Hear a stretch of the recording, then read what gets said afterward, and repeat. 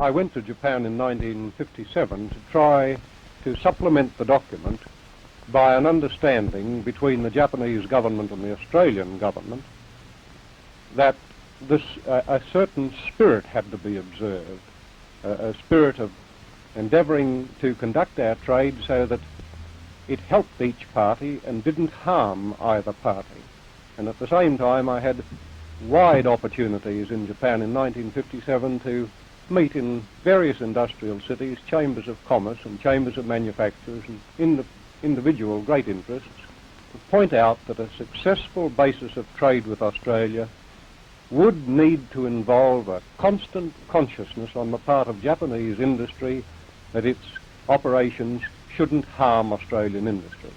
Now, I think I was successful there. I don't claim all the credit. I think the Japanese business was understanding, and there has been a certain spirit pervading the whole trading area in that 6 years. Now I go back this time as much to try to sustain that spirit as to negotiate the final formality of the agreement. And I will be putting it to the Japanese government and to Japanese commerce and industry that in this tremendous opportunity that we each have to trade, there must be a constant consciousness that our trade must not lead to the harm of either country.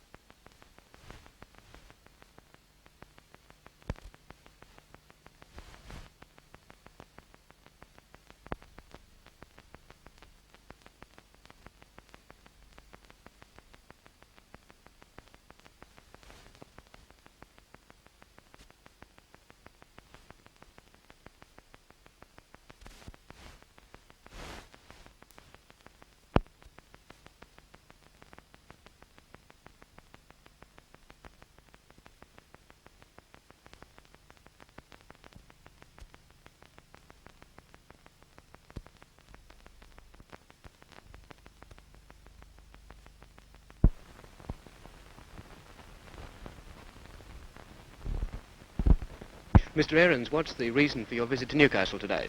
I've come up to speak at a meeting here to explain the viewpoint of the Communist Party of Australia on the differences in the international communist movement.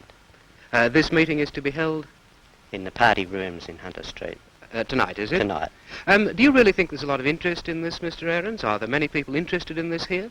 Oh, I'm sure there are many people interested in Newcastle and throughout Australia because the issues are so important to the future of the world. What is the strength of the Communist Party here in Newcastle? Or some 350 or so members of the party. Now, you were an official here some years ago. Has the strength varied since you were here? So far as I can recall, the party is stronger now than it was when I was here in 1950. Now, this is not true in other parts of Australia. There have been a lot of resignations recently. Can you briefly explain just what's caused all this? Well, of course, in actual fact, the Communist Party of Australia has lost about 1% of its members, and in the very period in which they've resigned from the party, more than the number of people who have resigned have joined the party.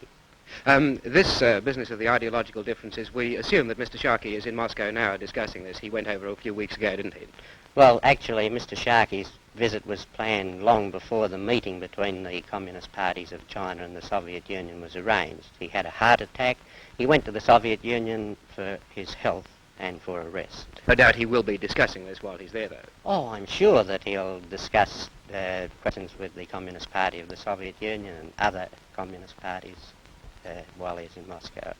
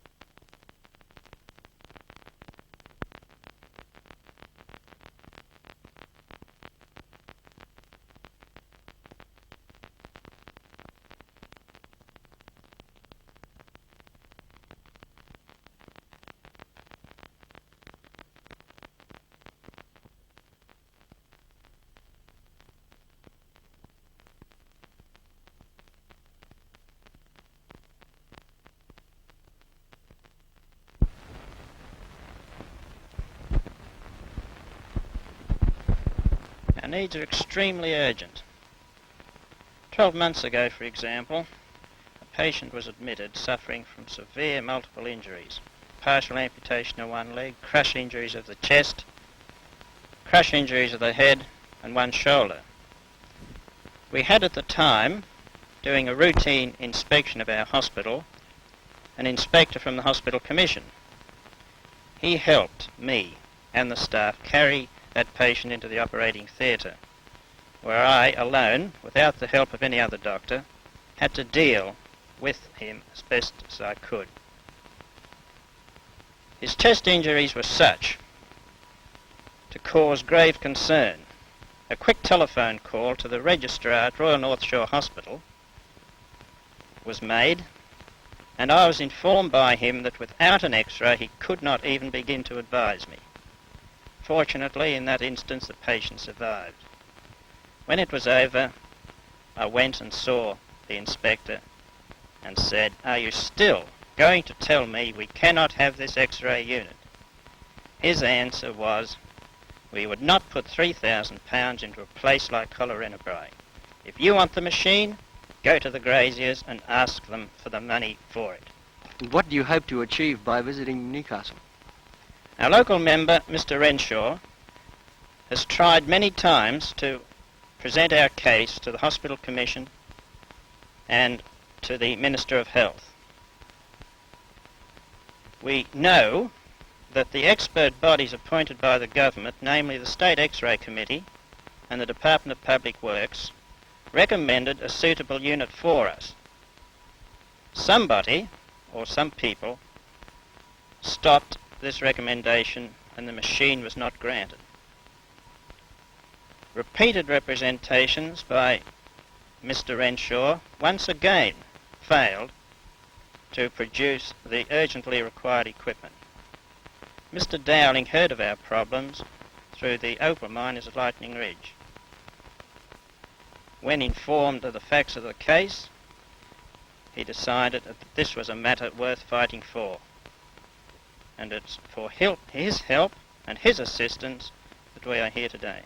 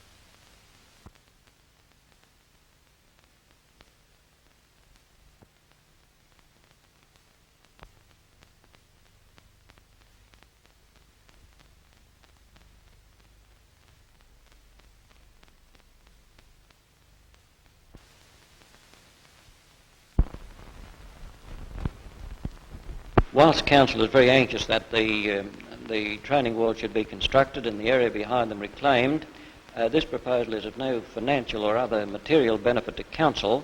It is primarily of benefit and advantage to the Maritime Services Board. But unfortunately they don't appear to appreciate that fact and are imposing all sorts of restrictions which in my opinion are quite unreasonable. For example, they are requiring not only very stringent conditions relating to the construction of the training wall, but also its cladding with blue metal rocks of from 150 to 500 pounds in weight to be grouted in at a later stage if necessary. And now on top of that they are insisting that Council supervise the construction of the training walls and the placement of the filling behind, and also that Council accept responsibility for any future maintenance of the training walls and the area so reclaimed. As the whole scheme is beneficial primarily to the Maritime Services Board, it appears quite unreasonable that Council should assume these responsibilities for which it should not be committed in any way.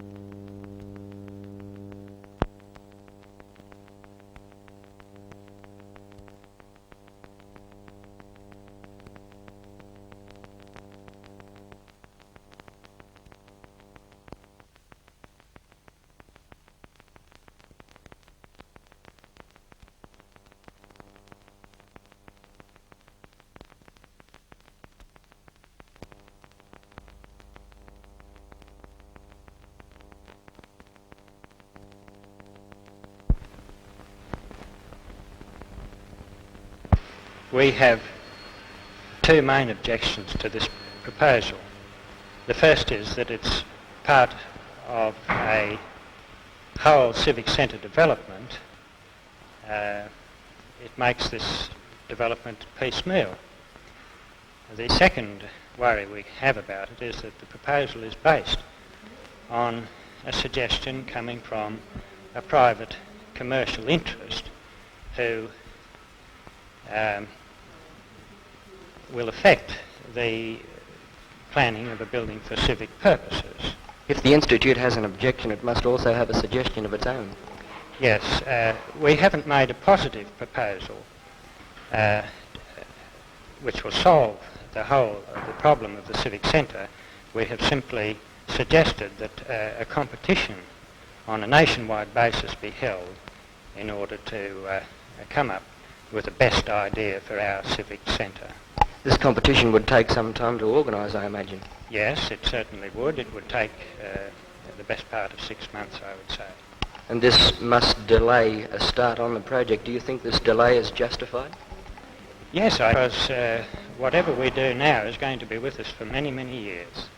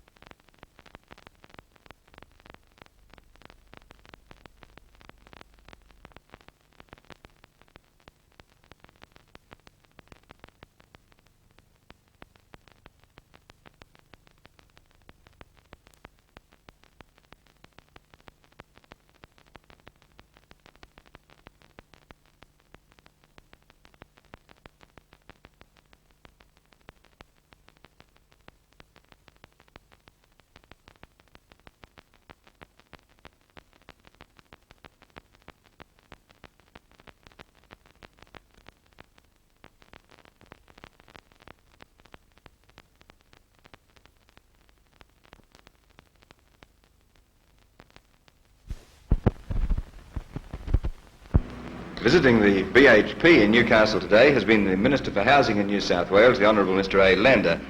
Why was it decided to visit BHP, Mr Lander?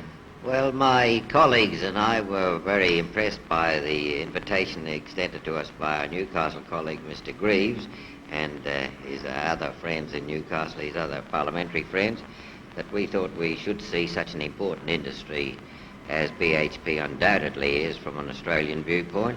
So we've come here and we've had a most enlightening experience today. There was no specific event that prompted this visit, though? None at all, except the experience, which I think is more than worthwhile. As Minister for Housing, Mr Lander, you're responsible for the Housing Commission, and you've got some quite big development coming up in this area in the future, haven't you? Yes, well, we've been building a lot in Newcastle, but we regard Newcastle, of course, as the most progressive city and its surrounding suburbs. And we have plans for extending our building construction here. Unfortunately, we cannot build quite as many homes as we would like to build, but our main job at the moment will be at Gateshead West, where 157 cottages are now under construction. This estate will cover 175 acres and eventually will contain more than 800 homes for about 3,600 people. It is sewered, and it has gas and electricity, and it has provision for a shopping centre and schools and all other amenities. And development's continuing at Hamilton South too, I think. At Hamilton South, we've already built quite a few flats and aged units, but we're building 24 more flats and 15 aged units. They're under construction at the present. Eventually, in this particular estate, there will be about 300 flats and aged units to accommodate more than 1,000 people. But, of course, we can't build as many homes as we would like to build because we haven't got the money to build them. We realise that Newcastle is a place that should be there should be more homes here than there are, but with the limit of finance, we've got to spread our homes over the whole state of New South Wales, Wollongong included, the metropolitan area and the country towns. So we have a program for Newcastle which we think is not bad, but is not satisfactory so far as I'm concerned. What's your waiting list like now for Newcastle? Well, we've got a waiting list of about 1,400 people, and they have a waiting time of nearly 3 years in Newcastle, which is long, but is not as long as the metropolitan people have to wait in Sydney.